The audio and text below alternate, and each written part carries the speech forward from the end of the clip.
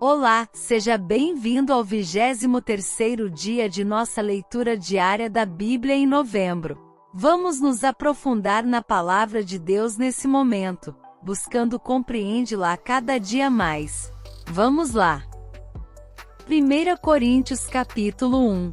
Paulo, chamado apóstolo de Jesus Cristo, pela vontade de Deus, e o irmão Sóstenes, à igreja de Deus que está em Corinto, aos santificados em Cristo Jesus, chamados santos, com todos os que em todo lugar invocam o nome de nosso Senhor Jesus Cristo, Senhor deles e nosso. Graça e paz da parte de Deus nosso Pai, e do Senhor Jesus Cristo. Sempre dou graças ao meu Deus por vós pela graça de Deus que vos foi dada em Jesus Cristo, porque em tudo fostes enriquecidos nele, em toda palavra e em todo conhecimento, como o testemunho de Cristo foi mesmo confirmado entre vós, de maneira que nenhum dom vos falta, esperando a manifestação de nosso Senhor Jesus Cristo, o qual vos confirmará também até ao fim, para serdes irrepreensíveis no dia de nosso Senhor Jesus Cristo. Fiel é Deus, pelo qual fostes chamados para a comunhão de seu Filho Jesus Cristo nosso Senhor. Rogo-vos, porém, irmãos, pelo nome de nosso Senhor Jesus Cristo, que digais todos uma mesma coisa, e que não haja entre vós dissensões. Antes sejais unidos em um mesmo pensamento e em um mesmo parecer. Porque a respeito de vós, irmãos meus, me foi comunicado pelos da família de Cloé que há contendas entre vós. Quero dizer com isto, que cada um de vós diz, eu sou de Paulo, e eu de Apolo, e eu de Cefas, e eu de Cristo. Está Cristo dividido? Foi Paulo crucificado por vós? Ou fostes vós batizados em nome de Paulo? Dou graças a Deus, porque a nenhum de vós batizei, senão a Crispo e a Gaio, para que ninguém diga que fostes batizados em meu nome. E batizei também a família de Estéfanas, além destes, não sei se batizei algum outro, porque Cristo enviou-me, não para batizar, mas para evangelizar, não em sabedoria de palavras, para que a cruz de Cristo se não faça vã, porque a palavra da cruz é loucura para os que perecem, mas para nós, que somos salvos, é o poder de Deus. Porque está escrito, destruirei a sabedoria dos sábios, e aniquilarei a inteligência dos inteligentes. Onde está o sábio? Onde está o escriba? Onde está o inquiridor deste século? Porventura não tornou Deus louca a sabedoria deste mundo? Visto como na sabedoria de Deus o mundo não conheceu a Deus pela sua sabedoria, aprove a Deus salvar os crentes pela loucura da pregação. Porque os judeus pedem sinal, e os gregos buscam sabedoria. Mas nós pregamos a Cristo crucificado, que é escândalo para os judeus, e loucura para os gregos. Mas para os que são chamados, tanto judeus como gregos, lhes pregamos a Cristo, poder de Deus, e sabedoria de Deus. Porque a loucura de Deus é mais sábia do que os homens, e a fraqueza de Deus é mais forte do que os homens.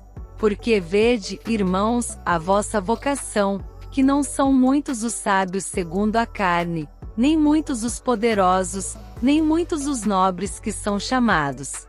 Mas Deus escolheu as coisas loucas deste mundo para confundir as sábias, e Deus escolheu as coisas fracas deste mundo para confundir as fortes. E Deus escolheu as coisas vis deste mundo, e as desprezíveis, e as que não são, para aniquilar as que são, para que nenhuma carne se glorie perante ele.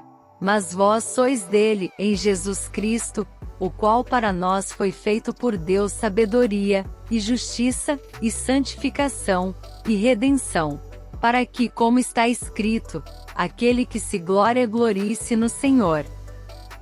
1 Coríntios capítulo 2. E eu, irmãos, quando fui ter convosco, anunciando-vos o testemunho de Deus, não fui com sublimidade de palavras ou de sabedoria, porque nada me propus saber entre vós, senão a Jesus Cristo, e este crucificado. E eu estive convosco em fraqueza, e em temor, e em grande tremor. E a minha palavra e a minha pregação não consistiram em palavras persuasivas de sabedoria humana, mas em demonstração de espírito e de poder, para que a vossa fé não se apoiasse em sabedoria dos homens, mas no poder de Deus.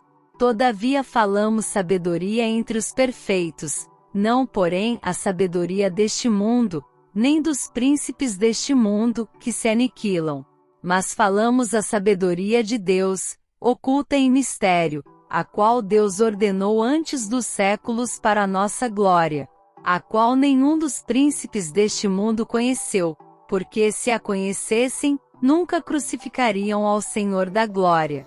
Mas como está escrito, as coisas que o olho não viu, e o ouvido não ouviu, e não subiram ao coração do homem, são as que Deus preparou para os que o amam.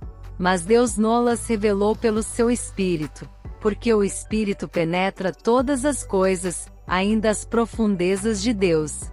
Porque qual dos homens sabe as coisas do homem, senão o Espírito do homem, que nele está? Assim também ninguém sabe as coisas de Deus, senão o Espírito de Deus. Mas nós não recebemos o Espírito do mundo, mas o Espírito que provém de Deus, para que pudéssemos conhecer o que nos é dado gratuitamente por Deus. As quais também falamos, não com palavras que a sabedoria humana ensina, mas com as que o Espírito Santo ensina, comparando as coisas espirituais com as espirituais.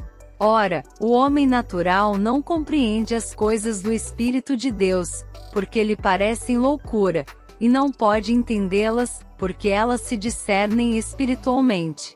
Mas o que é espiritual discerne bem tudo, e ele de ninguém é discernido. Porque quem conheceu a mente do Senhor, para que possa instruí-lo? Mas nós temos a mente de Cristo.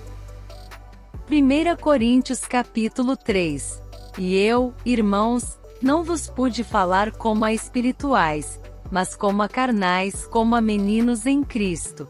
Com leite vos criei, e não com carne, porque ainda não podíeis, nem tampouco ainda agora podeis. Porque ainda sois carnais, pois, havendo entre vós inveja, contendas e dissensões, não sois porventura carnais, e não andais segundo os homens.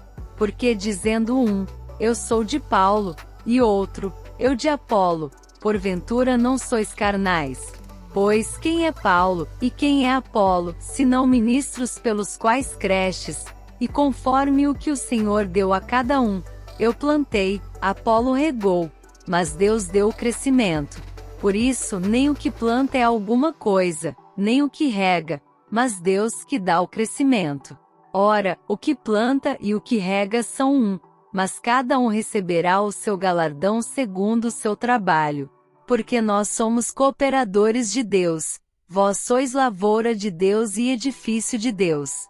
Segundo a graça de Deus que me foi dada, pus eu, como sábio arquiteto, o fundamento, e outro edifica sobre ele. Mas veja cada um como edifica sobre ele. Porque ninguém pode pôr outro fundamento além do que já está posto, o qual é Jesus Cristo. E se alguém sobre este fundamento formar um edifício de ouro, prata, pedras preciosas, madeira, feno, palha, a obra de cada um se manifestará. Na verdade o dia a declarará, porque pelo fogo será descoberta, e o fogo provará qual seja a obra de cada um. Se a obra que alguém edificou nessa parte permanecer, esse receberá galardão. Se a obra de alguém se queimar, sofrerá detrimento, mas o tal será salvo, todavia como pelo fogo. Não sabeis vós que sois o templo de Deus, que o Espírito de Deus habita em vós? Se alguém destruir o templo de Deus, Deus o destruirá, porque o templo de Deus, que sois vós, é santo. Ninguém se engane a si mesmo. Se alguém dentre vós se tem por sábio neste mundo, faça-se louco para ser sábio. Porque a sabedoria deste mundo é loucura diante de Deus, pois está escrito, Ele apanha os sábios na sua própria astúcia. E outra vez, o Senhor conhece os pensamentos dos sábios que são vãos. Portanto, ninguém se glorie nos homens, porque tudo é vosso. Seja Paulo, seja Apolo, seja Cefas, seja o mundo, seja a vida, seja a morte, seja o presente, seja o futuro, tudo é vosso. E vós de Cristo, e Cristo de Deus. Essa foi nossa leitura diária de hoje. Vamos continuar pensando sobre esses capítulos em nosso devocional diário da palavra. Nos vemos lá!